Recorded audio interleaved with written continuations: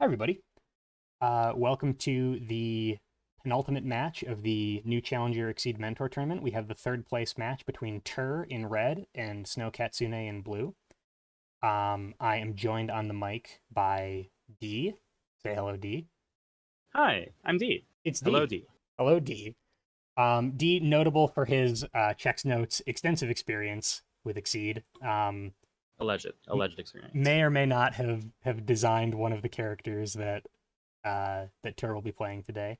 But this Ooh, this matchup is between uh, Tur's. Let me check the team name here. It's Hollow Knight in the NOL, and then that little tilde sign. A snake as cold as ice. That's his team name. The team of Jin, Landrekia, and Hazama. I love how anime this team name Oh is. my god, yeah, it's very. I think it's themed after Toho. Oh, very Um, good. versus Snow Katsune's team of Plus Power Party. Uh, the alliteration meta is strong. He is running Phonon, Propeller Knight, and Polar Knight. Oh, I love that. Just This to power party. yeah, you can really tell what his priorities were when he made this team. Um, and it was to maximize the amount of alliteration.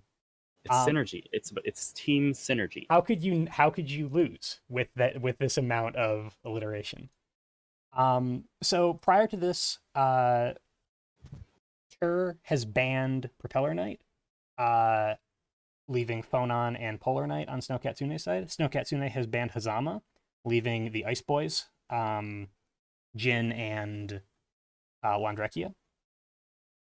Uh, Even more prior to this, in previous matches, this is again the third place match. We had Snow lose a real nail biter to Hans, while Tur lost I'm to understand, a very, very close and very interesting set from Mr. Lufisto. So these two are now playing for the third place spot and a shot at the incredible monetary value of $10. So everything is really on the line here as All we right. as we are This is serious business. absolutely serious business. So we start off with Jin versus Phonon. Ooh, and Jin is off to an early advantage with the lucky card backs. Yes. Also, I want to call out that Tur puts his deck on the left, um, rather than on the right side edge of the board, which to me is a psychological advantage. Um, so I I'm intimidated by it personally. So I appreciate what he's doing there. Well, on the other hand, both players are on 2P side, which means their controls are going to be reversed. Uh, they're starting on the right side of the screen instead of the left. That can be a little bit disorienting. Sure, yeah, all of your directional inputs. If you've labbed out your sure you can in a certain direction, you've got to make sure that Exactly. yeah, you got to make sure you can mirror it well. Exactly. So it's who has been practicing facing the correct direction in training mode. Yep, very true. I don't even think about that. I always start on the right side. I always pick Oh two my player goodness. position. Yeah, Okay. yeah. It never occurred to me. Okay. Well, you basically just have a left-handed controller, I guess. I Yeah, don't I don't know how that works. never even occurred to me before. So already we're dropping incredible knowledge on commentary here. Yeah. Well, these are very important high-level considerations Yep. for competitive play. I think I've Now, I said. will say the practical advantage of having your deck on the left instead of the right is it's easier to wild swing because the cards don't have to move as far. Oh, okay. So you have a frame advantage then. There you go. Exactly. Yep. Your wild swings are just faster. Yeah. So we're getting into it. Jin immediately move into range two. Incredible range for Jin right off the bat.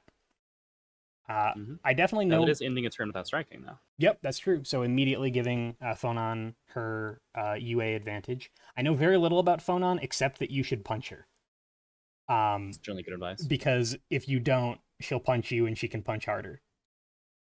Yeah, so Phonon's ability, if I recall correctly, is action, strike. Um, if let's see, if the previous turn was a strike, +1 power, otherwise +2 power. Something That like sound that. right? Yeah. Functionally that. So since Jin did not strike, Phonon can actually just use her character ability strike with +2 power. Yep. Just kind of a free fierce, free for certain values. A lot like of it doesn't cost any resources, but there's a lot of now strike effects in season 6, and this does require her to not use a now strike effect. you can't reading it, you can't mix up it, things like that. Yeah, so she's striking. We can probably safely assume that she's using her ability. Yep. Yeah. Once we get a little bit more into the game, Snow becomes very fastidious about pinging the card to make sure that us on commentary know. Thank you so much, Snow. You're a real champion. Phonon's UA, I think, also interacts with a lot of her cards in an interesting way. A lot of them have a maximum range determined by their power. That's true. Yeah, she has X ranges, or yeah, a lot of X values, and I think they're all range. Yeah, I don't think she has any other X's.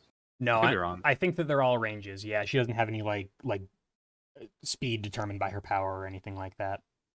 Okay, and yeah, and in all of them it says X is this attack's power. Yeah. So her power bonuses improve her maximum range. Yeah.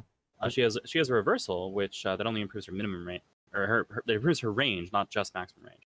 This is a card that doesn't have any of those properties. Yep. And this is a very funny strike. Tuning into Ice Blade. Yep. So, tuning into push one may yep. reveal for advantage. Yep. Does So choose to do so. Prade's just fine. Walks right back in probably. Still maintains advantage, but Jin can probably, if he wants to, keep the range that he likes. Mm-hmm. And since this was a strike, if Phonon uses the advantage to strike, she will only have +1 power, not +2. So she is pretty likely to play a boost. Yep. I think Phonon has from what I've seen, a very kind of standard play here. Like the baseline expectation is that you boost Baroque Noise in this situation. Okay. Which is a +1 power, now draw 1 after you may have done this to your hand. So it's a boost that you're probably always going to have available. And it lets you... Unless the opponent kind of nips it in the bud early by teching it. Yeah, unless they can tech it, unless they manage to stun you out by being faster. It appears Jin is deciding the hit effects. Chose range 1. Yeah, moving to 1. Maybe drew a grasp at range 1. I'm sorry, drew a grasp from that Ice Blade hit. Well, the draw is after the close. Oh, you're right, after the close. Oh, there's Baroque Noise. Baroque Noise it is. Yep. Kind of a standard play. It gets teched. Okay, well. Immediately there techs. you go. Yep. Yeah, if I was Jin, I also wouldn't want to deal with that boost. Yep, because that boost will keep coming back. Yep. Which so now she does have the +2 power if she wants it. However, she doesn't have +3 power, which is what she would have had if that boost had gotten to stay in play. Yep. And Jin had taken some other action. All right. Well, range 1 Phonon is, as far as I can recall, like just normals, right? Like yeah. She's got a suppressive restriction which hits for 1, I think, most of the time. So probably 3. Yeah, usually 3, maybe 2. Yeah. And she can use an ultra boost to make that hit for 6, so she can kind of use an ultra to turn her full board sweep into an actual full board sweep. Right. But by default, normal's woman, I think, at range 1. Yep. Which, hey, normals are pretty good. Yeah, it turns out. Swing with +2 power sweep, you're pretty happy. To me, I mean, Jin maintaining the long side of the board here, and also he's the one who chose this range. It looks like we've got UA There's +2 power coming out. There's a lot of hesitation. I'm thinking this is not the sweep. I think this is something less safe than that. Yeah. Snow, as a player, very, very careful of his opponent's cards, tends to really, really take the time to track the game state. I think, in my experience, that can be a strength and a weakness. If you are very unlikely to be caught out by surprise. If I thought both of your focuses were down, you're tracking that. At the same time, there's a lot of information going on in your head, and it's very easy to overwhelm your own kind of mental stack by tracking the game state too closely. Yep. Even if you're not prone to analysis paralysis, it's easy to get lost and just lose track of something, even if you're trying to track everything, because you're trying to track too much. Yep. It is suppressed restriction, so that's the full board sweep. Only going to hit for 3, but it does have an interesting after effect. So that is very slow. Jin hits first. He's going to do his hit effect before anything else happens here. I like this play from Tur, giving her center board so that he can mitigate. Like, you can't push me as far away as you might be able to otherwise. I'm giving you the middle, but I'm as close range as I can be uh, based on where those interactions would put us. If he pushed her further into the corner, I think they end up having more space between them in the end. So good job keeping Phonon close so the push didn't push him all the way out. Yeah, makes sense. Yeah, Jin is not exactly bad at range, but we just kind of talked about how Phonon is not doesn't really have anything in particular to offer at close range. Right. So that means by default Phonon is going to be the zoner here, Right. and Jin is not. Yeah, Jin certainly can do it, but yep. we've got some extra guard and some draw here. Yep. Cool. Under pressure. Yep, making your dive quite hard to stun out. Yep. Dive is now safe against Tuning Satisfaction, which would hit for 4. Yeah, we've already seen a dive come down from Tur, so you are if you make that play, you're opening the way for Phonon to run the boost game however she wants to. Mm-hmm. Do we know which player chose the stage, by the way? That was actually that was Hans prior to the recording of the video starting. Oh dear. Okay. This that's a different tournament player interfering with the match by changing the stage. Seems very dubious to me. So very dubious. Real possibility that we can throw out this result entirely. Oh yeah. Yeah, and possibly the entire tournament. Of course. Yeah. I mean, you can't just let somebody else choose the stage that you're fighting on. Never. That's devastating. Yeah. What is your preferred stage, D? Lately I've actually gotten really fond of the Citus map without the characters on it. I think it's Citus. I don't know how to pronounce it. Veil off by Phonon, gonna pop that into Gauge. Yep. 3 Gauge is actually an important breakpoint for Phonon because that's when her ultras come online. Gets her servitude up. Yep, she now has Binding Beatitude, I think, is the other one. Yep. And Complete Servitude, I think, was the one you were just referring to. Yep. Binding Beatitude, also known as Baroque Noise. Yes. I'm told that it also has an attack, but it has 3 armor on the attack. Yep. Yep. And there's other stuff on it, but mostly it has 3 armor. But yeah. And Complete Servitude is her big hit. Usually it's above curve on offense. Yeah, it's her Demon Armageddon. Pretty much. Wait, above curve. It's printed 4, right? At longer range. I guess at that point you are it's 3 to X, I think. That sounds right. Yeah, 3 to X, and then I think it's 3 speed printed 4 power and 3 printed power, 4 printed speed. Yeah, and you can bump it up to 7 power trivially. So you are hitting at the very least range 5 at speed 4. Yeah, I was about to say you can bump it to 7 power, but notably this is because this is a hit effect to double all of its bonus power, which means that your range check has already happened. So if you have +2 power, your range is only 3 to 5, and then on hit you double your power bonus, so it becomes range 3 to 7. But it doesn't matter, so it's not going to actually hit it at 6 or 7. By that means, gotcha. Now I have seen that card hit with the help of its own boost, Muniel, which is reveal a card from your hand and strike. Your printed power becomes the printed power of the card you revealed, I think is how it works. Gotcha. So she can reveal a sweep, then play Complete Servitude, and then have 3 to 6, 6/4. That said, it's not a power bonus, so it actually doesn't synergize with its own hit effect. It just lets her hit with a 3 to 6. Lets her hit 6/4. Yeah, gives her more opportunities to spend Gauge. Yeah. It's like a 1/4 Ultra Boost plus 3 Gauge to be able to play Kin Sudoken. All right, so we have the response. Sweep into the other Ice Blade. Ooh, betting on Jin coming in with a Crystal Strike or a dive, but he did not. I would have made that exact same read on Snow's part, especially seeing the boost from Permafrost down. I would have thought, oh hey, dive's real safe here. Can't stun it out. Oh right. Yep. Ice Fang also very safe. Yep. Yep. That's not gonna do it. I think she has a speed 3 kind of 4 guard-ish special as well. Sliding Affliction? Yes, that's the one. Yep. I don't remember if it has min range 1 or not, though. I think it does. So you Okay. can um well that's That sounds right. 1 to X.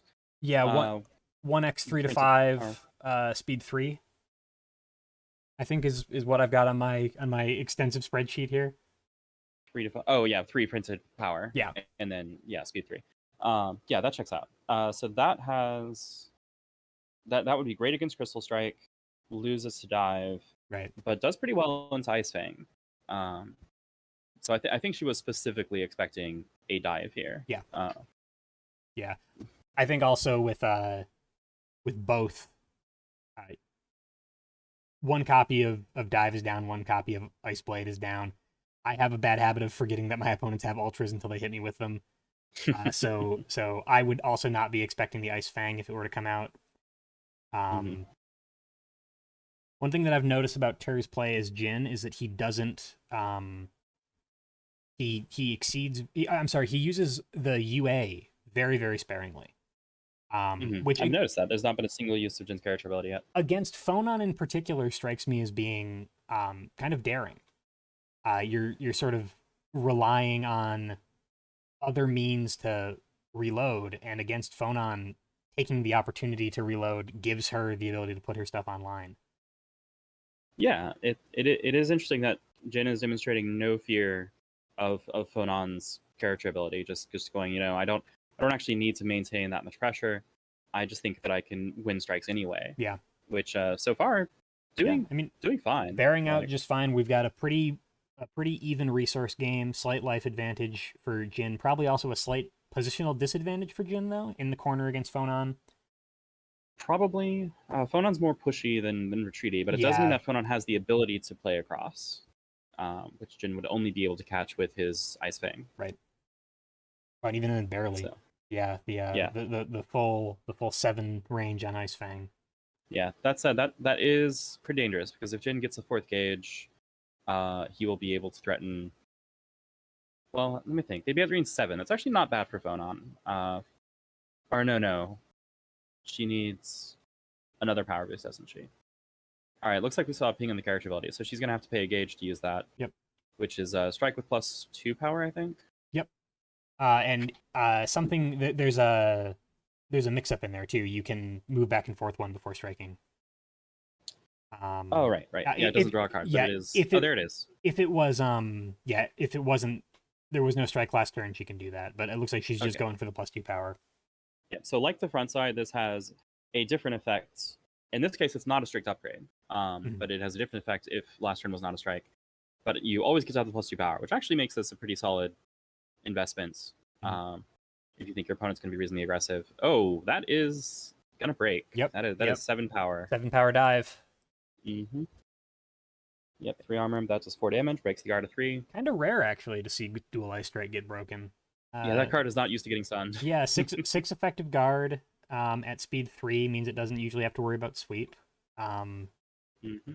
uh, Generally just kind of your safe uh your safe option has some reposition on it to dodge things at range Mm-hmm.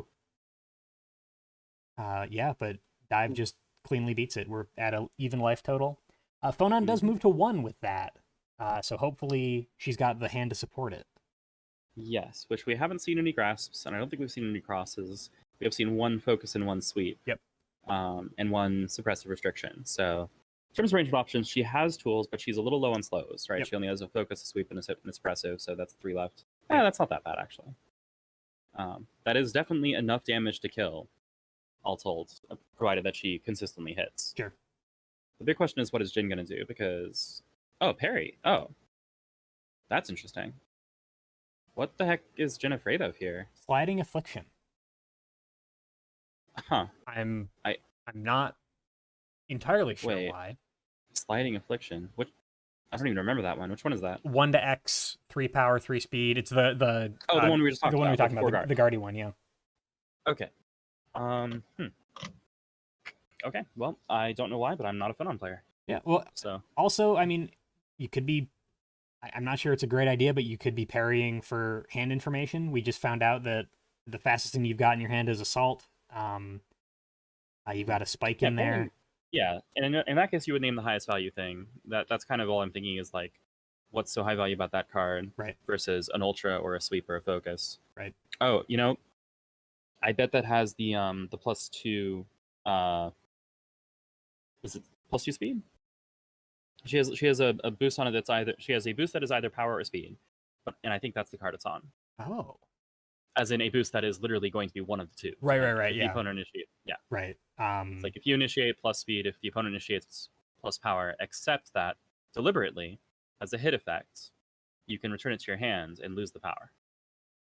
I think that's on that card, that would actually be a pretty solid reason to parry. I think. Very sure. Hopefully, we get to see it at some point because I don't remember.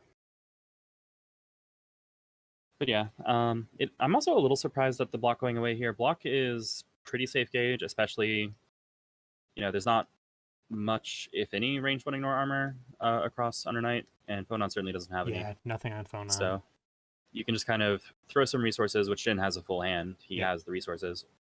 Get a 4th gauge, and then you have the freedom to either exceed, to do some fancy ultra shenanigans with gauge to spare. Yep.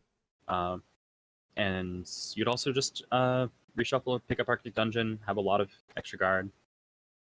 All right, that's charge attack. Attack coming in. Okay, so if Jin lets her initiate, she's going to have +4 power. Yep. As long as he doesn't move. Which that's actually kind of the funny thing, right? If Jin moves out to range 2 or greater, then using her ability will cause her to either close or retreat. Right. Which means that she'll lose the boost. Is the closer retreat in May? No. Oh. That's why it's a side grade. Like I said, it's actually not strictly better. Strictly an upgrade.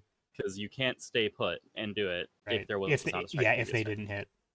All right, Jin initiating. Okay. Yep. So either way, we're going to see this boost gone. Yep. Now we saw that hand a minute ago. I don't remember what was in it, but I don't remember seeing a focus or a sweep. Nope. We had a spike and an assault. Assault was the fastest option available. Okay. I think at this level of play, I am very hesitant to play assault at range 1. And spike is right out. I would here play. I would actually be okay as Jin playing Permafrost. Knowing that the defensive assault's unlikely. Knowing to call it out, you need to play something under curve with no guard. And doing that into a +2 power is very dicey, but if I have a bigger hand to beat out any slow options that my opponent is threatening me with, and I know that they are afraid to, like a lot of players at my level, are afraid to press that assault button at range 1, I think Permafrost is okay. There it is. Permafrost going to stun suppress restriction. Take it, nice. Yeah. All right. That is 7 damage, which, yeah, that lost to anything faster than itself. That is the very, very much a mid-speed. Yep. Beat almost anything slower. It actually would have traded with a focus, which would be a little bit unpleasant. Yep. But kind of as it is, kind of banking on your opponent not drawing the thing that beats you on there, but I think calling out the quote unquote safe defense at range 1. Yep. Solid. I think solid read on both the. I think a player read as well, that like you have the assault in your hand, you're probably not going to play it. Yep. Yeah. What kind of madman strikes into somebody when they are holding a card that beats what you're going to play? Right. Literally anyone. Right. Yeah. So, you can't afford to play afraid. So, all right, we have a defend coming out from Jin. That's going to make it harder for Phonon to just rely on her ability to stun. Yep. That said, if she used her ability now, she would be able to retreat and strike, and then she's threatening a cross spike mix-up, which Jin would again have to hard read to actually beat. So I feel like that's what we're going to see. We've got the UA coming out. Looks like we're seeing the retreat, and there's the strike. That exact interaction. All right. So I think she plays the cross because this is not a Phonon that has been playing a lot of mix-ups as far as I can tell. I think she plays the spike just because I see the armor and guard on my opponent's side, and that's what I would do. Oh, that makes sense. All right, you got it. Played the spike and loses to the assault. Jin playing to cover the assault. This actually also works finding his cross because it recovers ground. Sure. Yeah, you're kind of covering, even if you're not hitting, you're covering both sides of the mix-up. No, I lied. I forgot that she had her ability. That lost a cross. So this was just a clean call out because that was a 5 power Oh yeah, cross. If it was 5-power cross, it was a 5 power cross. Yep. Yeah. So Yeah. it obviously wasn't a 5 power cross, but So Jin doing exactly what I said players at my level are afraid to do and play Assault Under Curve. and it works. Yeah, but mitigating his worst case scenario, avoiding taking 7 damage out of that spike. Yep. I feel this, like this also is a common tendency, by the way, is that the player had a known normal in hand. They didn't get rid of it any other way, and that means players will tend to play it, right? Sure. It's like, you didn't change cards. You're still afraid of that focus. You know that I might have it. Yeah, like, and even if it's not you're afraid of reading, there's still some level in which people are like, man, I don't want to leave this information out. Right. Unless it's so scary for your opponent that the known information is actually better for you than for them. But that is basically just ultras. Like something has to be a really dominant threat for that to happen. Jin initiating range 1, focus is actually safe defensively here. Yep. Gonna trade, but Jin is fine with this trade. He's still up 9 life. Yep. You can afford a couple bad trades. Yep. Solid life lead. That is also both focuses from phone on down. All right, phone on turn. She can strike with plus power, but Jin with still the other block in deck, as far as I can recall. Yep. Probably still 2 focuses somewhere around, and a dual eye strike again somewhere. Yep. Not necessarily in hand, but like a lot of good defensive tools still available. And Phonon can't use her ability to retreat. So even if she could, Jin is now at the point where it's looking like he might be able to play EX Moonsong or just 2 Moonsongs in a row for lethal, which is appalling nonsense. Yep. Moonsong, notable good ultra. Yep. Nonsense ultra. Going back to that block, that parry play that we were talking about earlier, D. As looks like we are backstepping with Assault. Okay, getting rid of the known normal again. Do you spend that turn as Jin instead of parrying to offensively block to get gauge and deprive Phonon of UA? If she was in Exceed mode, probably not, because she's still going to get the power bonus the following turn. I don't remember if she's in Exceed mode or not. She was, yeah. Then yeah, I probably wouldn't do that because she's still going to get the power bonus. I'm going to save my block for when it's actually her turn. But parried a sweep, a focus, an ultra, or I could have done played some other boost. I don't know what else was available. Sure. But all right, so we do have the reshuffle action. That's going to pick up the Astral and reset that deck so that Phonon can't rely on things being dead anymore. The only card that's actually down now is Ice Blade. Yep.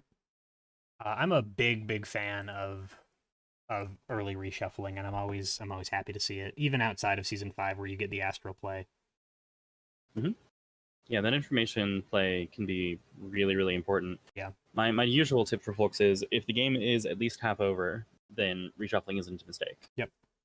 So I tend to agree. Looking at the life totals, the game is at least half over. Yep, definitely. Yeah, I tend to agree. And I think Jin probably had ballpark 10 to 13 cards left in his deck. I feel like if you're not going to be reshuffling now, you are thinking about doing it soon. To be honest, the having Phonon in Exceed side in front of you might make it more okay for you to shuffle now, because if she's on front side, by reshuffling you're giving her power bonus, and in Exceed mode, in Exceed mode it doesn't actually it's already change there. Power bonus. Yep. And actually, since I think she usually wants to be at 4 to 5. This means that she will be compelled to retreat for her ability. Yeah. Which that has some amusing interactions, because I believe Jin still had 1 cross in the deck when the reshuffle happened. So if Jin's holding a cross, oh, never mind. He's only got 1 space behind himself. He can't retreat out of range. Right. I think. Wait. Help me out here. I can't do board state in my head. If Phonon retreats, can Jin cross out of her ultra? Is what I'm trying to figure out. If she's using Complete Servitude, she's hitting 3 to 5. 1, 2, 3, 4. Yes. You see me counting? Yeah, she can. Okay, there we go. Yeah, she can dodge out. He can dodge out with cross. Oh, she's reconsidering. Oh, you know what? I bet that she wanted to do that exact thing, and then realized that the ultra she wants to play is 3 gauge. Right, exactly. Are they both 3 gauge? I thought one of them was 2 gauge, but not Complete Servitude. Binding Beatitude is 2 gauge. The one with Baroque noise. Yeah. The Rogue Noise Ultra. All right, looks like she's reconsidering. And yeah, so having to move here is actually like a touch awkward. Mhm. But also, yeah, not having enough gauge. Ooh, what's this? Tuning +1 power, satisfaction. take another act. Okay. Okay, so this is now a +3 power strike from range 5. This does change the math, because that means her printed 3s are going to become 6 powers. Right. So she can hit range 6, so crossing out no longer works. Now, is there a thing that she does that stuns Arctic Dungeon here? I was going to say, there totally is. we should probably talk about the Arctic Dungeon that is now in Jin's hand. We haven't actually seen a lot of Astral play in this whole tournament. This is the first game that I've commentated where an Astral's even been live with the gauge to play it. Interesting. I know it's fairly popular to burst, and it is usually the easy option to burst instead of thinking about how do you get your Astral to fit in and make the most use of it, right? Like, it's probably the hardest tool in any given kit to use is your Astral. Yep. Okay, yeah, the block is safe. Other block coming down. I forgot this card existed. Impulsive Frustration. 2 to X, 3/4, hit, push 2, X, and then the boost is come at me. Okay. Yeah, I actually forgot this card existed. Okay, so well, that puts them at 6. So Jin's turn. At this point on offense for Jin, Jin has X to overhead, doesn't he? If he has overhead, he wins instantly. Right, if he doesn't, then Arctic Dungeon is still unbeatable. Yeah, you just can't you can't stun it out. You can't really even trade with it, probably. Yeah, if she has block, she can survive. Right. Yeah, unless it looks like we got no overhead in play. Yeah, so yeah, she can block it. Yeah. That is the only thing she can do, I think. It's a costly block, though, because of that hand discard. Yep. So I guess that 3 armor ultra actually does it, right? Because it unless it loses armor, I don't remember if it does. I don't think it loses armor. Okay, so the 3 armor ultra or block would both survive. There's okay, block. there's block. Yep, into the dungeon. Yep. Yeah, so that's a 1 to 8/8/0 with 4 guard, but Phonon, despite often putting her opponent at range, does not actually have any plays at range 5 and greater on the opponent's turn. So she was just helpless here. Yep. Also, she loses her hand. Yeah, notably had to discard one of those ultras. Had to drop Servitude. Yeah, so Arctic Dungeon is a pseudo unblockable because that hit effect, the opponent discards their hand, means you don't have as much force as you might have thought you had to pay for block, because hit effects happen before block's effect. Yep. She did choose to block all of the damage, but this is a pretty devastating momentum hit. Yeah. She has no hands, no gauge, quote unquote, no gauge. Yeah, just gonna prepare. Doesn't really have much choice between either prepare or reshuffle. Those are her options. Yep. Jin can't kill her in one hit, though. Yeah, I'm thinking we'll see this play out for at least a little longer. I'm thinking from this position. Yeah, honestly, clutch block from Phonon, because that was a, you don't have a parry, you don't have any way to get rid of that Astral other than just block it. So luckily, had it in hand, saw it coming. Jin not opting to hold it over her head any longer. Yeah, it was still.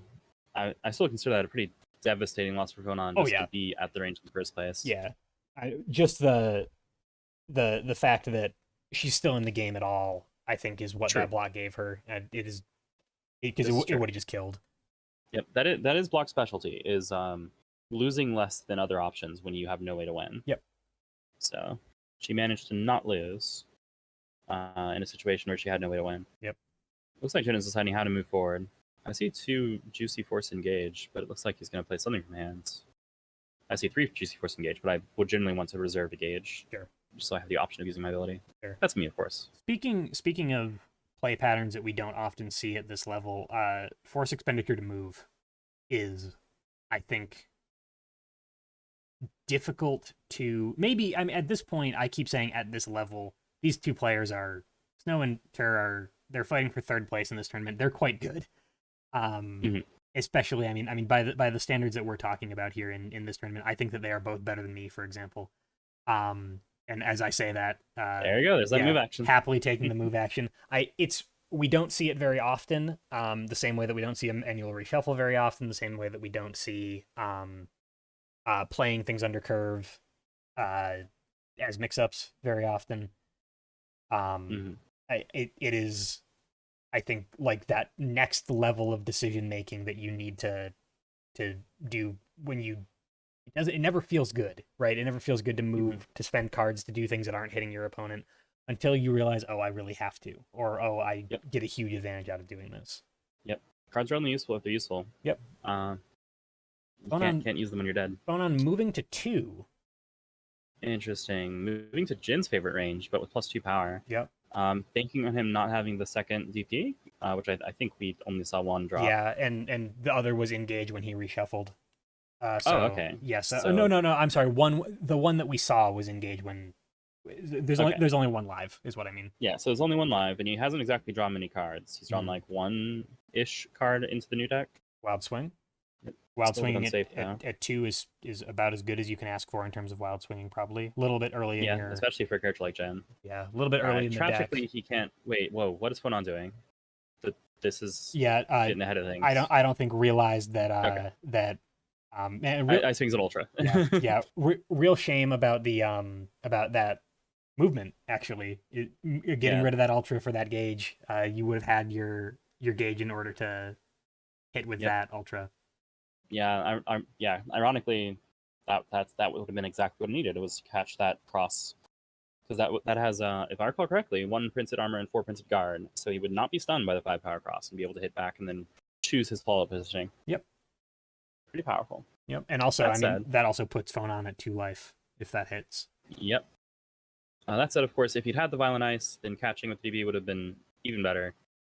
Again, I'm not sure if there was actually one left, but I think there was. I'm pretty sure there was. Drops Moon Song to move in, so we are Making painful decisions. proving me completely wrong with this whole Change cards. change cards, using your move action by spending ultras. Yep. Hey, it's a hard decision, but it often is decisive. Yep. Which he needs range 3. Salt All into right, we have an block. assault coming in. Yep. This is usually considered a win for assault because it doesn't do all that much damage. Like it's easy for block to absorb all the damage, but assault has advantage. Yep. Which means Jin got what he wanted, which is I'm at range 1 and it's my turn. Yep. And presumably And, he did that with the intention of hitting with something at range 1 because he knows what's in his hand. or just being able to be in Phonon's face, where she is notably not great. Yep. I think we still have like a focus in there, but with only 6 life left, trading is looking dicier and dicier. Yeah. I think we actually haven't seen any grasps out of Phonon yet. I think that's true. Like Unless there was one in one of the horse expenditures that I missed, which is totally possible. Aha! Resonance. Yep. So you were right about that, and that is the thing that Tur parried earlier. So gets rid of one of the I'm betting that's why. Yep, gets rid of one of the only speed boosts, and there we go. Oh. Yep. Calls out. All right. Saw that there was only that we hadn't seen any grasp out of Phonon yet. Yep. And there's not much that Phonon could do here other than dive. Yep. Like she could play a focus to still trade, Yep. but she can't beat sweep clean at range 1. And once again we see, I mean, do you have the confidence to play a below curve option at range 1 under pressure? When it would save your life. I think we saw Snow in a position where that was the play and just not, I mean, maybe wasn't clear that it was the play, but didn't take that option both times that it was presented. Well, here admittedly Snow is extremely resource deprived. We don't know if the dive was even available. Yeah. It's very easy to say that, oh, why didn't you respect that mix up when, well, this is what I had in hand. Often, if you feel like you don't have the options that you need, then probably what went wrong was earlier you should have taken the move action, the change cards action, right, or boosted to improve your interactions, which like we saw Jin pretty consistently with like reliable options at whatever ranges that he was at because he was making sure that he was at the ranges where he needed to be. Right. Which like I think is ironically kind of harder for Phonon because despite like she does a lot of pushing, but she's not good at range in the opponent's turn. Yeah. She just kind of relies on the opponent being afraid of her being at range to make them come in. So if the opponent can play things at range 5, Phonon gets a lot worse. Yeah, and notably a lot of Jin's ranged options close him in as well. So he's kind of getting, strike with Ice Blade on my turn, walk in, and also hit you just fine at my range. So, looks like we are seeing a debate on Tur's end, a crisis of consciousness, to see if he's going to switch from Jin to his other, to gray-haired Jin, Landrekia. I don't believe that Landrekia has ever lost on Tur's team, but it looks like he is staying Jin, and in response, we are having the ice fight, Jin versus Polar. Nice. Snowball fight. Snowball fight. I play a fair amount of Jin. Jin is one of the characters in the game that I'm more familiar with. He's Blue Shoto. I have a brand and I represent it, no matter how aggressively he plays. But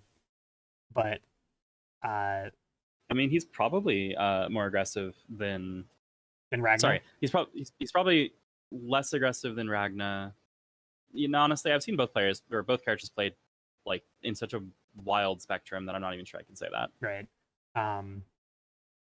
So I play the most breakneck Ragnar, but I've also seen like super aggro Gen. Yep. And then I've seen defensive Ragnar and I've seen defensive Gen. So bloody showed us. On this in this matchup, I definitely have more familiarity with. Actually, in for all of the characters in play here, Jin is really the only one that I have extensive familiarity with, so I can really only call things from his perspective. I don't know what Polar Knight does. Well, hold on. Polar's also a blue shadow. Yeah, I guess that's true. Maybe I should pick him up. Yeah, he's a fireball. He has a Tatsu. He has a DP. All right, and he has ignore armor. Adding Polar Knight to my list of characters that I need to learn to represent my brand. There you go. All right. There you go. You've given me work, D. You gave yourself work by doing all this. I'm giving you one character. I am busy running a tournament. That's true. Well, that's fine. You can learn Polar while you're running a tournament. I think I probably can. He's what's the way to say it? It's not as though you have to worry about reading any text, right? Very simple, very beginner friendly character with no particularly complicated effects. No worry about trigger ordering. Yep, all of this is definitely true about Polar Knight. Polar Knight, yeah. Another comparison to Shotos, who also, traditionally very easy to play, very beginner friendly, sort of written with a streamlined mechanic in mind to make sure that there's no confusion. Maybe difficult to play, but very easy to parse, I would say, about Shotos. Like Polar Knight. Like Polar Knight, yes, absolutely. Yeah, famously. Representative of the very beginner friendly brand of Season 4, which is known for simple effects and clear interactions. For fulfilling its brief of being the beginner season of Exceed. Yes. You knew about that, did you? Oh, yeah. We have an improper mulligan. Oh, well. That only hurts them. Oh, yeah. Technically, first player is supposed to mull first. No, they shuffled. They took 4 cards in their hand, shuffled them into their deck, and then drew 4 cards. And then drew 4 cards, I see. Yeah, which effectively means you decided that you might mulligan some of these cards. Right. Because if you draw the same ones, like normally in Exceed, the way that you mulligan is you set the cards aside and then you draw, like we just saw Snow Katsune do. Yep. So shuffling back the cards is technically improper, but like all you're doing is saying, all right, well, I might draw the same card again, which again only hurts you. I think Tur actually just realized that as seeing from text that. Oh, okay. Yeah, he said it's fine. It's worse for me. So handicapping himself, so confident is Tur in his ability to win this game that he's kneecapping himself by mulliganing improperly. Jin willing to play with well, it's not really a hand behind his back. It's like, I don't know, one finger of one glove is tied back. This never would have this never would have happened if his deck had been on the right side. Of course, yeah. Right. You have longer to realize your mistake. But yes, because the deck is farther away. Yep. This is how it works. Yep. Polar prepares Jin boosting Fierce, pretty confident here at range 4. Jin does have an above curve button at range 4, which Polar does not. Yep.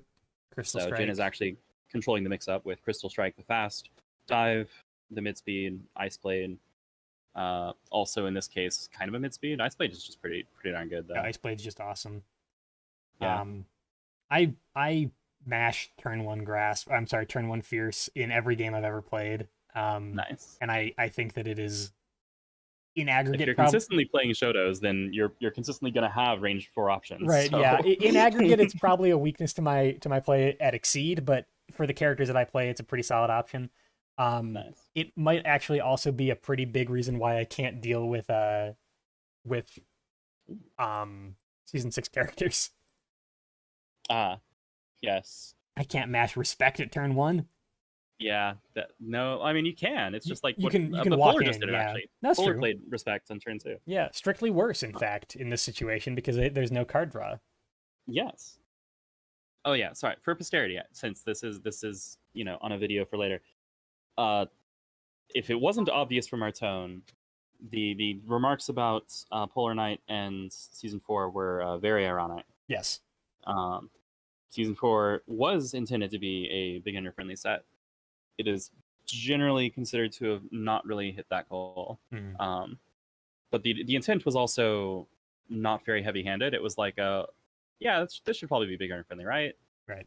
And then the set fell together, and there's a whole long story about that. But and then Polar Knight has probably the most text of anybody in the set. Yep. Good lord. And a lot of he also like has his character ability with an after effect and then a hit effect, so it's very weird to read. there's also I think there's something to be said for the legibility of a character where the text is spread out across multiple sources, where you're reading your we might actually want to block that. Do we need to check the recording? No, I can put in something over the overlay for it before it goes live. Okay. We are going to see another message come up though, so that's okay. Anyway, the legibility of a character where it's you have a lot of text is one thing. If you have a lot of text where you are reading in one location and then you move to another location and read some more text and then move back to the other location and read some more text again, the way that Polar's ice spikes tend to work, I think has a detrimental effect on a new player's ability to read that card. It compounds it because you have to hold one thing in your head, right, that you may not fully understand without the context of this other thing that you now have to read while you're still thinking about that first thing. Right, exactly. And then like it's also often board state dependent. Like Polar Knight, I don't think is actually very hard to play when you know how to play him. I think learning how to play him is kind of a pain. Actually a similar thing for Platinum, and I think Platinum is an example of a character where all the text is pretty much just in one place. It's like, here's Platinum's character ability. If you can survive reading this and understanding what it does, then cool, you're good. You can just do all these things. Right. And Jin is a character who just doesn't have all that much text at all. He just kind of has pretty. Oh, EX grasp. Oh my goodness. Yeah. Polar mashing the universal reversal. That is the range 1 EX grasp. Going to come in at speed 8 and outspeed the on curve 6 power violent ice. On curve 6 power violent ice. Wow. That's interesting actually, because this it beats an on curve defense, right? But it loses to sweep. It trades with sweep and focus. Right. Had no reason to expect the EX grasp on defense, which this is a significant expenditure from Polar Knight because of how much he values being able to reposition the opponent. Right. Yeah, you're using both copies of grasp to do it. Yep, and he really loves his hit effects because being able to push and pull the opponent around is largely how he gets them onto ice spikes, because most people don't really like standing on them for some reason. I don't know why. For some reason. Notably, though, I mean, with characters who do have a lot of movement, you can use that ice spike as area denial. So this is true. It is useful to kind of manipulate people. Right. Yeah, I definitely have played into Polar Knight a couple of times before and lost, maybe because I didn't stand on the ice spikes quite enough. When you have a whole field of them and you feel like you have one place to stand, what that means is that Polar Knight really only has one range that he has to worry about hitting at. Because, you don't want to move to range 2 because there's an ice spike there. You don't want to move to range 4 because there's an ice spike there. Better cover range 3 then. Yep. Which if Polar Knight is playing, if Polar Knight's leaning too hard on that and he doesn't actually keep hold of a punish if you do stand on them, then yeah, you can just kind of get in there without the punish. Right. Don't assume that you're I should put it. Make him do it right. So at least sometimes. If you never challenge, then he never has to actually play against the other option. Right. So like right now, for example, Polar Knight might have a hand with nothing that works at range 1. Right. And Jin will not find that out if Jin goes, man, I definitely don't want to stand at range 1 because there's an ice spike over there. Right. Yep. Yeah, so Granted, it's a little unlikely because Polar Knight's kit has a lot of range 1 stuff, but the information, and also he moved to range 1 with that cross. yeah, on the previous turn. But he was holding EX Grasp, so like that's true. Makes sense by itself. Yep. Yeah, and using EXs on defense, still a mix up. Still, I mean, you still lose to sweep pretty much almost as hard as you would have otherwise. But that's kind of what they're for. I feel like is winning situations where the opponent doesn't expect you to be able to win on defense. Yeah, EXs are a really valuable defensive option. They are like one of the universal defensive options together with like Wild Swing and Reading. It's going to be pretty important, but they're also pretty expensive, especially if it's early in the game. Yep. All right, initiating here at range 3. Well, that ice spike is probably not going to get used. But, he gets to keep it. They don't ever go away. Yep, sticks around. Yep. So this is probably going to be... Actually, this is just a clean mix-up, right? Like, spike, assault, sweet. Yep. The things that other characters have as a mix-up too. The ice spike might not enter into it. Yep.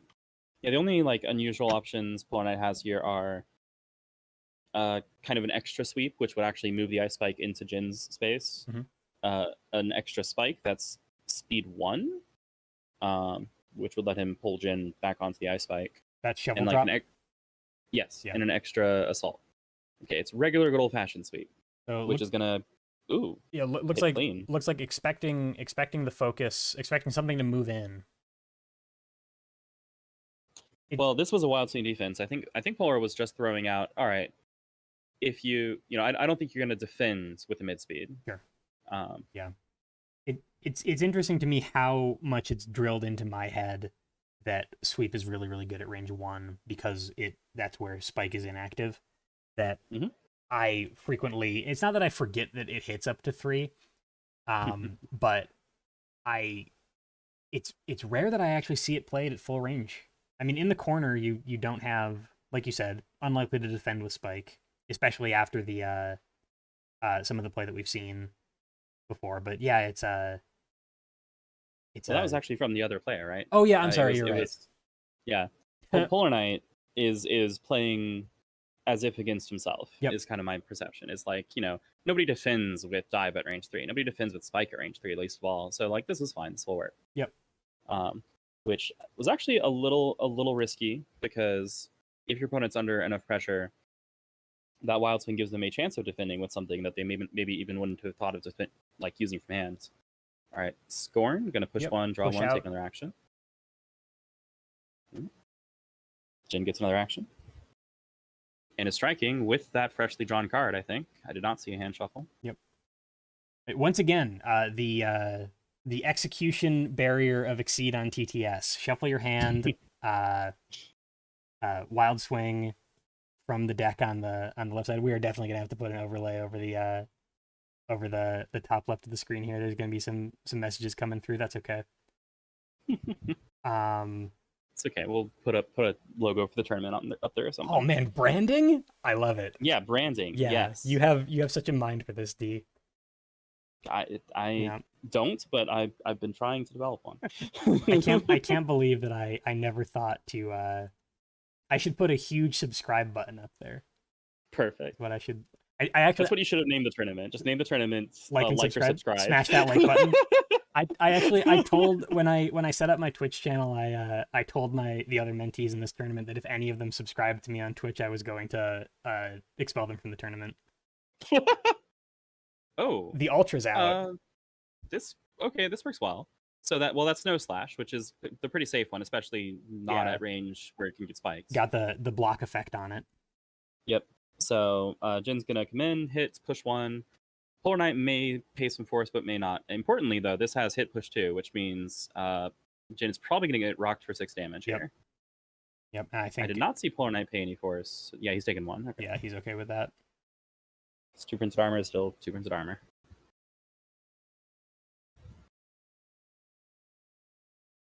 Yep, that is 6, and then with the after effects, just placing an Ice Spike here at range 2. Yep. Ooh, that was a Yeah. that was a huge hit. Yeah, solid ultra use. Again, I forget that they exist until they hit me. So I would not have expected that either. Have you played much season 1? Just no reason. Asking for a friend. Here's my entire experience playing season 1. One time I played Wagner into your Super Skullman. And guess what you killed me with? I assume it was Kaplow. Uh-huh. All right, there we go. No, it was Cross actually. Oh, okay. Notable, like Kaplow, it just does 7 less damage. Notable ultra Cross. Yep. Prep from Snow, it looks like. Was it? Okay, I didn't. I got distracted. I think so. Okay, yeah, I assume so, since now Jin is taking an action. So maybe it was we've seen one CC0 in this event from Ven of all people. Interesting. Oh, was it as Carmine? I think it actually might have been as Merkava. I think Carmine got banned that game. Okay. I guess as Merkava I could conceivably see it, but Merkava usually is likely to have issues going through his deck fast enough rather than too slow. But I can respect adhering to the meme. I think that there's been a fair amount of meme play, which I love to see. To be honest, I like Jalen, co-commentator and friend of the show. Jalen frequently has expounded on their preference to play the funny thing rather than the thing that will win. Seth player, for one thing. Oh, that's right. They main Soul's Oath. Yes. I asked who they main. Seth Biakia? Yeah. I don't remember what the other character they said was. It was Sagat, and Mr. Lufisto banned it instantly because of course Mr. Lufisto did, and so you are left with Soul's Oath. You main Soul's Oath. That's incredible. All right, responding at range 4. If he's got Snowplow, this works. Oh, that's actually a little dicey here. Wait, what does that beat? What? I'm very confused. Okay.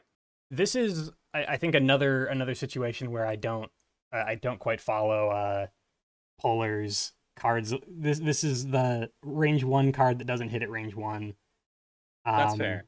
That's fair. That could have just been a misread, or maybe thinking Jin was trying to bait something. Yeah. And going, okay, I think you're playing a block. I'm gonna come in and kill your block to death. Yeah. But it wasn't block. It was just a good, honest, ice car. Ice car. If that's the case, I feel like it was a kind of an unmotivated read.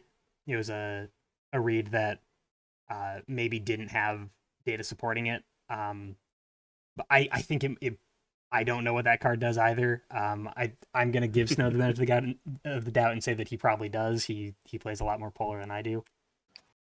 It does have half a mile of text on it. Yep. Unfortunately, it also has a very good boost on it, and that is now gone. That is a 1/4 special boost, which lets you move an Ice Spike and then pay H taking their action, so you actually can get a spike under the opponent and then strike. Right. It's very expensive, but it's worth what you pay for it. One of the only ways that Polar has to get an Ice Spike underneath you, right? Yep, it's the Exceed mode, and there's a placement effect. Yeah, there's a couple effects in the attacks, but the attacks have to work. All right, so this is not bad at all, actually. So that hit, draw 1, and then push up to 2. Has a choice here. Probably going to put Jin on the spike and then pop it just to make this more expensive for Jin. Right. No. Electing to push Jin past it. Okay.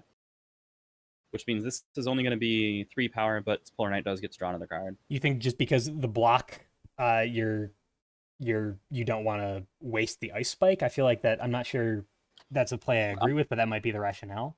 It's reasonable. Like Jin's here at range 3, which is definitely fine for Jin, right? Because there's like a Moon Song up, and that like it's range 3. He's options. Yeah, he can handle that.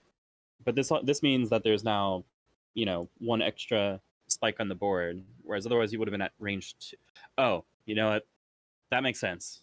Polar Knight did not leave Jin at range 2 on Jin's turn. Oh. When I put it like that, I go, oh, never mind. Yeah, I don't want Jin at range 2 on Jin's turn. Because range 2 is Jin's favorite range. Right.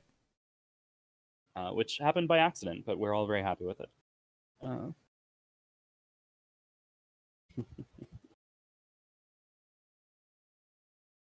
don't know if you heard that one. I did, yeah. No, it's I'm sorry, I was making sure that the card tracker was all set. You got a card tracker. Oh, Fancy. you better believe it. I'll show you afterward. I'm a big Excel nerd. Um, the thing that I'm noticing, this is my weird little like player read thing, is how quickly a given player will strike from hand after it's their opponent's turn. You know, if you really hem and haw over it versus whether if you slam a card down. And especially after you've been moved out to a range that your opponent put you at, and you're like, great, puts card down immediately. Yes. Yeah, that to me that says something, but I always read too much into what that says, and then there's a difference between yes, that says something, and then being able to action on what it says. I can say, you were very confident in the card that you just put down. I don't know what that means. For a reason, you know. It may just be that you were looking at your hand going, what do I do at range 1? And then your opponent put you at range 3, and you're like, I can do something. I can now. do things at range Let's 3. Do awesome. It. Yeah, so let's just play. This is kind of what I was talking about, though, with, man, there sure are a lot of ice spikes on the field, and I sure would like to, I don't know, dive or assault or lots of other things that move me forward. And wait, that's where the ice spikes are. I'm not supposed to stand on them. So you have to almost it's like going against your training. You have to. Yeah, it changes the default side of the mix-up, as it were. And Jin does play actually the default side of the mix-up now. With thanks to the ice spikes, it is the moon song. Yep, and I think an excellent call blocking there. I think that's actually Snow has had either very, very good reads or very good luck across both these games blocking ultras. All right, Jin going for the hand reset, uses the advantage turn for Power of Order, which is, basically a buff to change cards because the opponent already has 4 cards in hand. Right, yeah, so no card expenditure on their side, but gets the draw 4 for the reload. Right. Yeah, so normally that would force the opponent to discard down if they're over 4 cards, or draw up if they're under, which can have some amusing side effects. For fun and profit, play that into Enchantress, by the way. Oh, God. Oh, man. Enchantress goes down to like 1 or 2 cards in hands at whatever range she wants to be at, and you're like, Power of Order. Here. Power of Order. And she's like, oh, come on. It's like she can still get rid of cards, but it's very funny. I feel like Jin has a couple boosts like that. His playing what's the boost that the opponent can't move? It's Snowflake. Flying Ice Strike, I think. Yeah. On Cammy or on Vega, somebody like that. It's like it's like, I see. But I really wanted to move though. Yep. Yeah, that's notable for being one of those boosts that doesn't have a removal clause. Right. Like a lot of those have as an action the opponent may blah blah blah blah blah. If they do, discard this. But that one does not. So it is in play unless it gets teched or the opponent is just willing to strike into it. Right. All right, Jin striking again. Okay, so the first level play here is the spike because it ignores that armor and guard. Pretty reasonable. It's also going to be a little hard for Jin to build up an advantage without playing his own stat boosts because Polar Knight is in a pretty good place in the board. Ooh. All right, Jin coming in. Yep, Jin coming in. Deal 4 after armor. Blocks out gets out of the way of the dive. Yeah, so he wins the speed tie, stuns it, is now on an ice spike, though. So Jin said, all right, I'm willing to go into your field of death. I also feel like, looking at the life totals, especially prior to this strike, you need a clean hit, right? You need to, you're at range 3, you're thinking about what does dive lose to, but also you're thinking about, I need to get on the damn board. My opponent has 27 life, I have 15, I need to start making plays here. And winning that mix-up, but also being in a position where they are under pressure to play the mix-up in the first place. All right, we have 2 consecutive prepares. I'm actually a little surprised on Jin's part. I thought Jin would change cards to spinning that Ultra from Gauge to get a full hand of 7, because that allows him to play a Permafrost. If Polar Knight if Polar Knight basically boosts and resets, Jin can play a permafrost and still be over hand size or be over Polar Knight's hand size. Right. Then again, I'm like always doing permafrost math because of how scary that card is. Permafrost is horrifying. One thing that I learned, I think Migo Hunter wrote a guide on Jin that I have read prior to picking him up myself that I quite like, is that when you play Power of Order, you then draw one for end of turn, which means that next turn Permafrost is automatically online in case they feel like striking into you with their with any cards that they've got. So it has, if your opponent isn't respecting that, you can just punch them with it even on defense. Yeah, Power Order is I obtain card advantage. Yeah, pretty much. Of course, it's your opponent's turn, so you don't keep it if they don't want you to keep it, but it is. But it's an option that they have to respect. Yep. Speaking of interactions like that, Polar Knight initiating, Jin responding with focus, gonna stay card neutral. Oh, that's a pretty good answer to stomp here. Yeah, that's fine. Yeah, all right. So Polar can pop, but doesn't need to. Is probably going to remove the spike under himself to gain advantage because there's not much reason to remove the one under Jin. He probably wants to leave that there so he can continue to threaten. Yeah, keep threatening with it. Absolutely. Can't push. Yep. But you gets the advantage. You get to move that ice spike somewhere else. Yeah, actually, it's required to place it behind Jin. Oh, okay. Yeah, because it's got to be the range. Yeah. Yep. Which we might. Do we have our first play error finally? I've been waiting. No one's been making mistakes. Man. So I'm alarmed, right? Like I thought these people were here to learn the game from experienced players. Mm-hmm. Experienced players make way more mistakes. Yeah, we need to rep that side of the community. Yeah, we need a new event that's explain how to play the game incorrectly. Right. Which this was my goal, but I just didn't have that much time to devote to the Mint tournament. As you know, my first mentoring session, I think I definitely resolved both of the effects on Propeller Knight Saber Lunge every time I played it, which is highly illegal. Yep. Playing against my Minty, my sweet innocent Minty, who was just like, okay, sure. That seems fine. You're an experienced player. Yeah. This must be correct. Yeah. No. The lesson there, if anything, is that the experienced players also make the mistakes. Maybe they make them more. Oh man. All right. Propeller. No, sorry. No, I'm saying Propeller Knight. Polar Knight prepared, and Jin boosted defend. Mm-hmm. Okay. Well, that makes the plus power a lot less scary. It means that a sweep can now trade with what's called Shovel Slam, which is Polar Knight's big dumb mid speed. Princey Power 5, so it hits for 7. Yeah, it hits for 7 with a nice spike. Looking for ways to break sweep. Yep. I'd actually expect an exceed any minute here. From Jin or from Polar? Polar. Oh, Jin's is 4 gauge.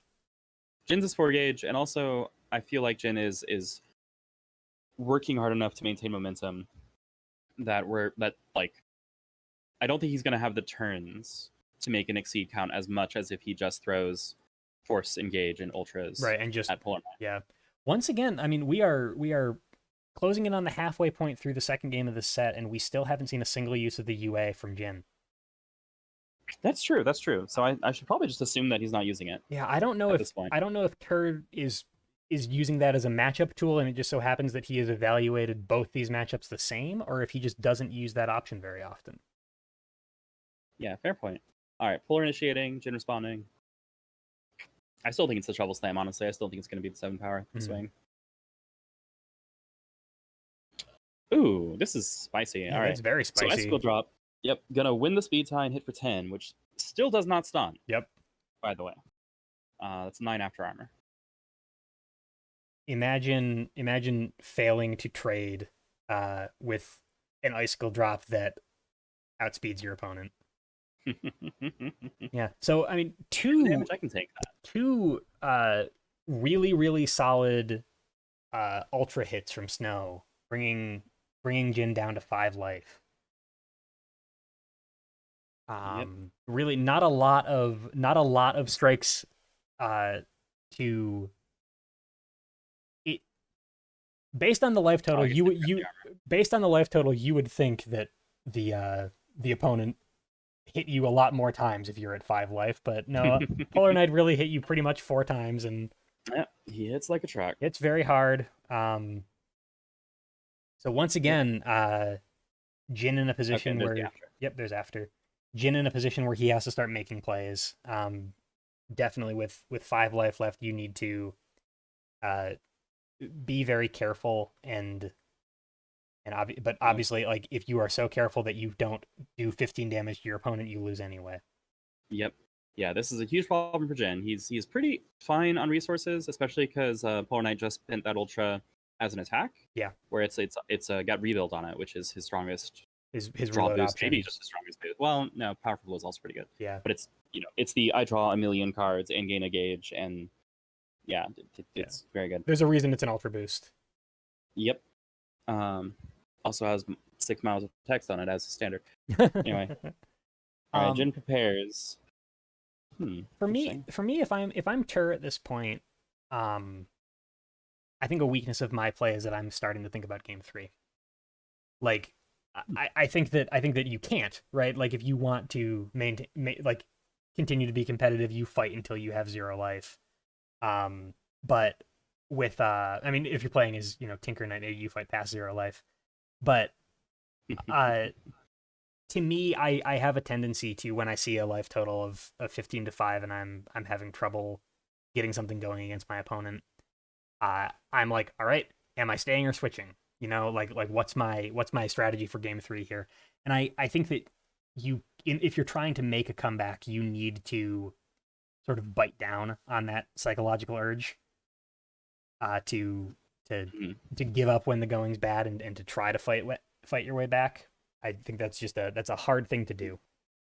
That makes sense. Like, I think there's some value in saying if I'm getting tilted, Sure. if I'm like getting frustrated, if I'm playing worse because the game's going on, then it might be better for you to just cut your losses and move to the next game. Right. But generally speaking, forcing yourself to play through these situations, even if you won't win, even if you can't win, it's practice at playing in in-game situations, Sure. right? Like, and this is actually probably the biggest difference I see between experienced players and new players.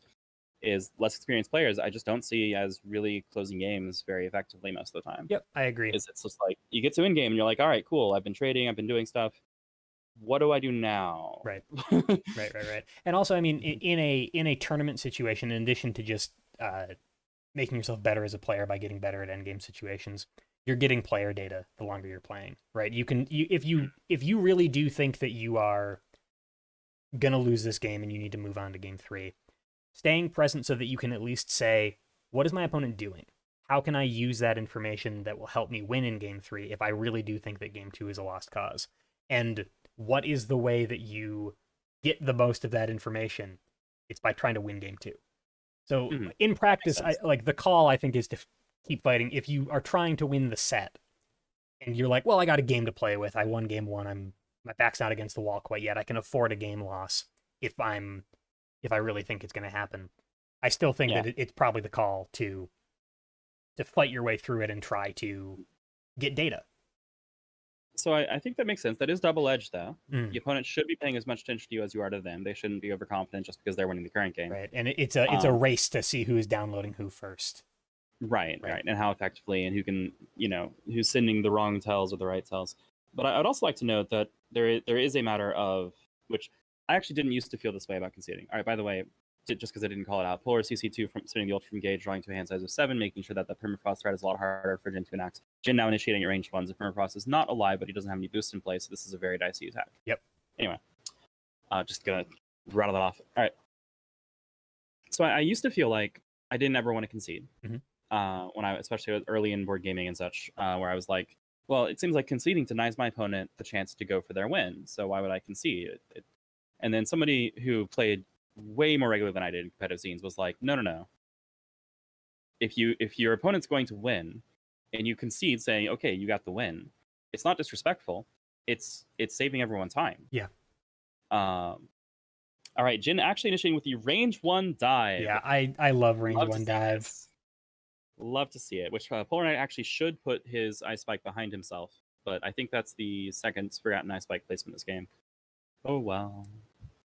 Uh, but yes, that is a decidedly undercurved, decidedly unsafe, but beats the so-called safe options by letting Jin come out to a range where he can play the game, Yep. and it's harder for Polar Knight. Yep.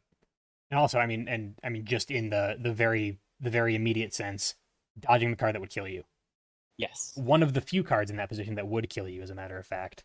Yep. Oh, speaking of things that would kill you, Polar going for the throat has +2 power in his striking. So this is a fast slow mix up.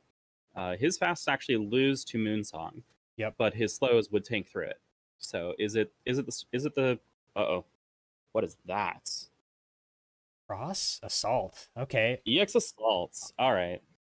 Polar trying to kill Offensive the block. offensive assault to dodge basically the sweep or the spike. All right. Yeah, defensive EX assaults beating up the spike, which this is essentially a spike. That is again very good for Jin. He's going to come in, get a little bit of damage, and then most importantly, not get hit back for lethal. Yet not die.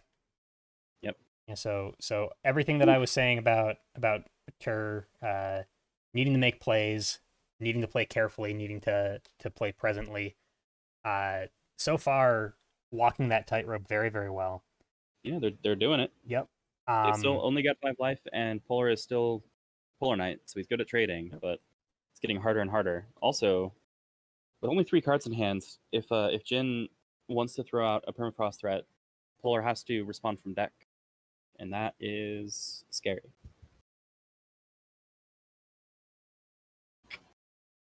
Whew. Watching myself in the past type the thing that I already said on commentary about how printed range one that doesn't hit at range one is annoying for card legibility. It's good to know that in the past week or so since this game was played, I haven't changed as a person. That's fair. I'm still annoyed by the same things. I think what's really weird about that is actually the exceed. Okay, Jin going to try to claim tempo. Yep. Says, all right, I can survive 1 turn without the threat of Moonsong. I just need enough cards to kill you. You have 3 cards in hand. If I can hit you a couple of times, maybe you run out of options. You got no gauge either. Maybe try to just leverage that resource advantage as hard as you can. Yep, I think Polar Knight still has a DP, but due to the current positioning, the DP would not deal damage. It is printed power 0 and is hit push 2, which means it would actually not pushed in onto a spike. And had oh man, but had Snow put the ice spike in the position where he should have, there would have been an ice spike there. I think that was actually in the previous that's right. Yeah, a couple turns ago. Right. Yeah. When the sweep whiffed, could have placed it directly behind himself, which is exactly where the DP would now be working to threaten. That's if there's a DP live, which I know one dropped. I don't remember about the other.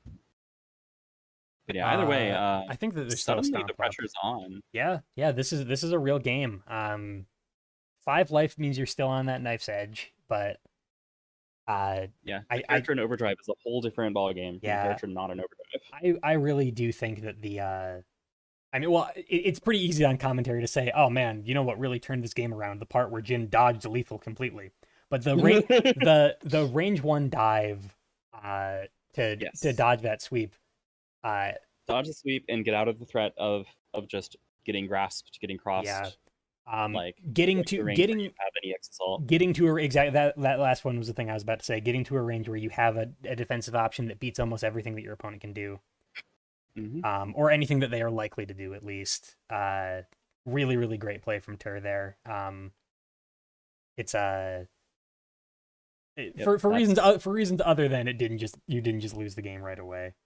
Yeah, it was a nice, elegant piece of follow up, right? Yep. It was just okay. I'm playing this, knowing full well I'm passing turn back to opponent, but I'm going to be able to play something when they come into me. Right, if they do, and if not, then I can boost. I can do lots of things and still hold this assault in over their head.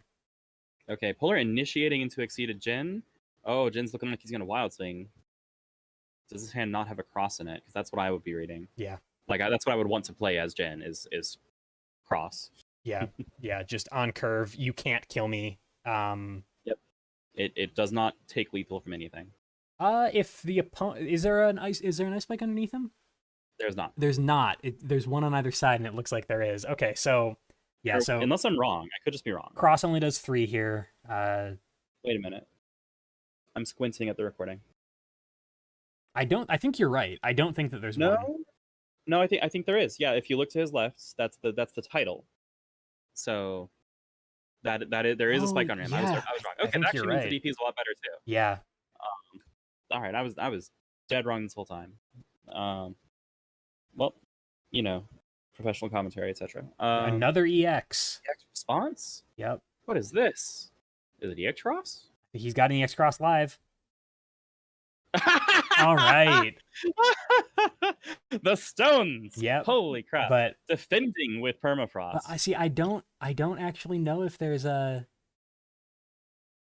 defending with I permafrost mean, to the EX deal permafrost doesn't. Oh, he had an armor.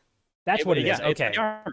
It's the thing, right? It's like, Right. okay, you can hit me for 5, but I have 1 armor. I'm not dead. Yeah, you can't kill me with The game that. is not over. Yeah. Yeah, and Snow trying to bait out that cross. Had he played it, he would have died. Yep. Yeah, so you can't kill me with permafrost. That's good. And that permafrost I think only lost to assault essentially, right? Because you needed 6 power at speed 5, Right. so you needed an assault to come in and get that power bonus. All right, you Jin's can overdrive pops. you could have seen me in text on when I was hosting this game. I think I actually wrote out GG because I didn't factor in the armor. So I thought the game was over. I thought we were going to game 3. But Tur at 1 life and looking to just the kids call that clutch. Yeah, absolutely they do. Looking to just not get hit for the next 11 life. Oh my goodness. 10 life down. Polar still has very much the ability to trade. Yep. It's not that hard for Polar Knight to deal 1 damage, although I think we might have seen both of the snowplows drop. I'm not 100%. I know we saw one of them drop because he boosted Powerful Blow, which is the boost on that card. I think they're both down.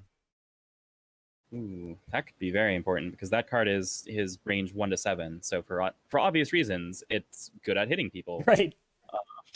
Kind of hits the entire board. It's one of only 2 cards in Exceed that are printed range 1 to 7, as far as I can recall. Jin looking at his options. Oh man, winning clean from this state. I don't know if he has Ice Blades up, but I think it really depends on whether or not he's willing to respect Polar's threats, or if he's just going to try to gun it with the tempo that he's got. Yeah, I'm reading 1 Ice Blade still up for my tracker, so I think he does have the option if it's around. Yeah, Ice Blade loses to Polar Plow. So that's kind of the question is, do you go, all right, I want to make sure that I'm safe against that? Right. Or do you swing? Which this is the advantage of having drawn a lot of cards, is you've seen more of your deck. You know what's left. Right. Polar Knight having landed his 10 damage ultra, but traded his reload for it, is now looking actually very thin on resources, which is not a situation Polar likes to be in, or is even all that used to. And also with Jin in Exceed mode, that resource advantage is going to be compounded very, very quickly if Jin can hit here. Yep. Yeah, so it's a situation where your opponent's at 1 life, but you have the possibility of having to rely on your deck if you don't kill him now, then the things that are in you don't have a hand anymore, and now you are unable to control things. Yep. And if Jin, well, actually, hold on, Jin didn't boost Pinpoint, so he doesn't have advantage. Yep. This makes me think it's definitely the Ice Blade, because I don't think Jin wants to be at range 1 on Polar Knight's turn. Right. And I think we saw for a second turning a card sideways like he was going to boost it. It's possible that was the Pinpoint Strike. Mm-hmm. Yeah, Pinpoint and Preemptive are both really, really solid here. Right. And yeah, we do still have a Moonsong up, so he can Preemptive that if he wants to. Preemptive +2 speed. Now Strike, is that correct? Yes, that's Preemptive Strike. Yeah.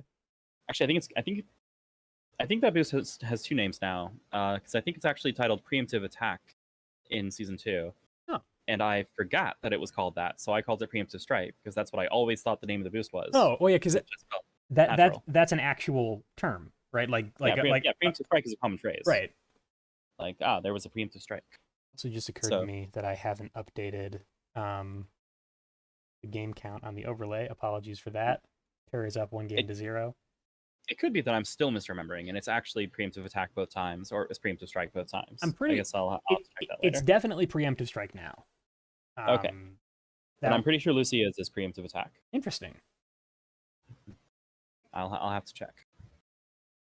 If it is, we can chalk that up to Lucia being she's kind of quirky, She's sort of like maybe she just says that. There you go.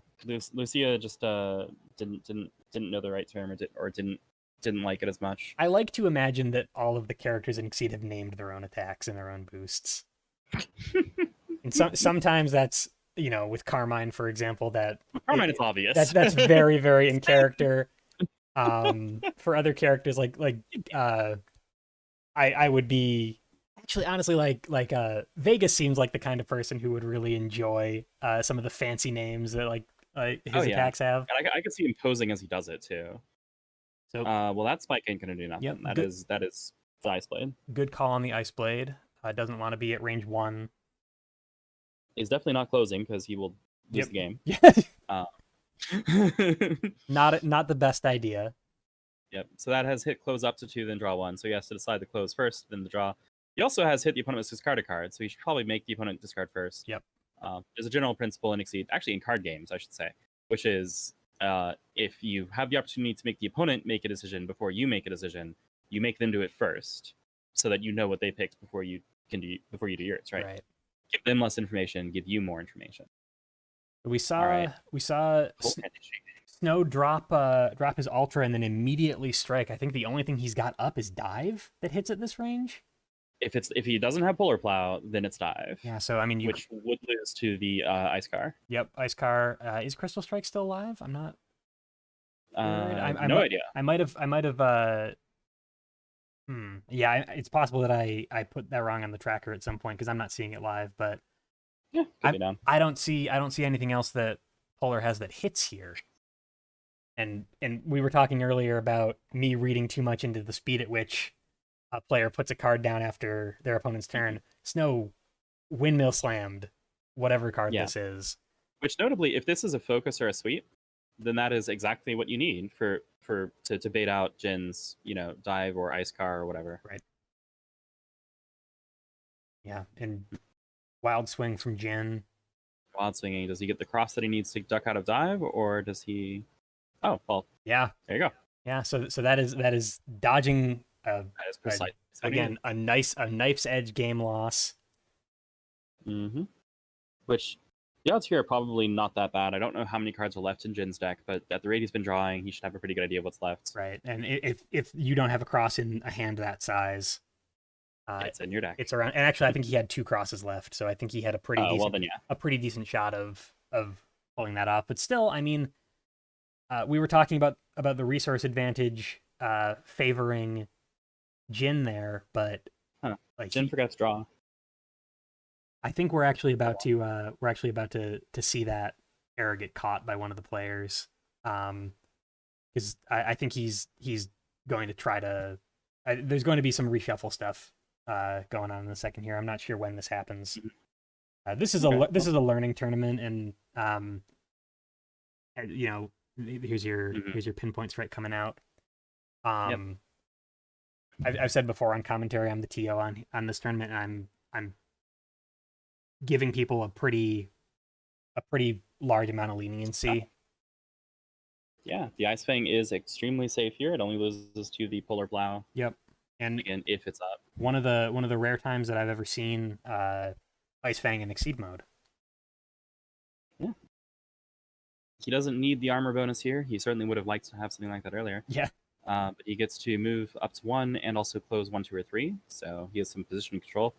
Definitely not going to come to range 1 or 2. Nope. But yeah, but you can control where you want to be. I think pretty much everything he has left doesn't hit at range 4. So I think it's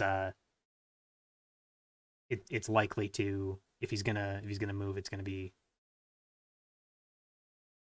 Mm-hmm.